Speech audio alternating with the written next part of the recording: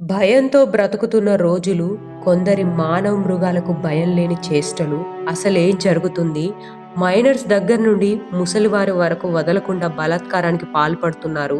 ఎవరి నుండి రక్షణ? అసలు ఇలాంటి రాక్షసుల మధ్య జీవిస్తున్నాము.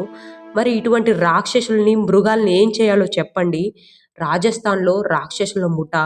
రాజస్థాన్‌లో జరిగిన ఒక ఘటన 30 మంది మృగాలు 13 ఏళ్ల మైనర్ బాలికని అతి దారుణంగా ఒకడు మాయమాటలు చెప్పి ఇంటి నుండి తీసుకువెళ్తే అక్కడి నుండి ఒక హోటల్‌కి, అక్కడి నుండి మరొక హోటల్‌కి ఆ బాలికను తీసుకెళ్ళి అతి దారుణంగా, కిరాతకంగా బలాత్కారానికి పాల్పడ్డారు.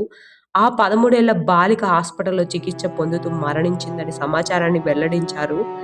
ఏం చేయాలి ఇటువంటి రాక్షసులని? ఆడపిల్లలకి రక్షణ ఏదని ప్రతి ఒక్కరు ప్రశ్నించండి, స్పందించండి. బెంగాల్‌లో జరిగిన ఇంకొక సంఘటన 11 ఏళ్ల బాలిక తన ఫ్రెండ్ కోసం గిఫ్ట్ కొనడానికి వెళ్ళిన ఆ బాలిక అదృశ్యమైనట్టు ఆ తల్లిదండ్రులు పోలీసుల్ని ఆశ్రయించారు. ఆ బాలిక గురించి గాలించగా వెలుగులోకి వచ్చిన విషయం, నలుగురు నీచులు ఆ బాలికను అత్యాచారం చేసి ఒక నీటి గుంటలో ఆ మృతదేహాన్ని వేశారని తెలియజేశారు. ఇటువంటి నీచులను ఏం చేయాలి? ఇలాంటి అత్యాచారాలు జరగకుండా ఎలా ఆపాలి? ఇటువంటి రాక్షసుల మధ్యలో రక్షణ ఎక్కడి నుంచి వస్తుంది? ఎటువంటి కఠిన చర్యలు తీసుకున్నా ఇటువంటి క్రూర మృగాలు మాత్రం మారడం లేదు. ఎలాంటి శిక్షను విధించాలో చెప్పండి.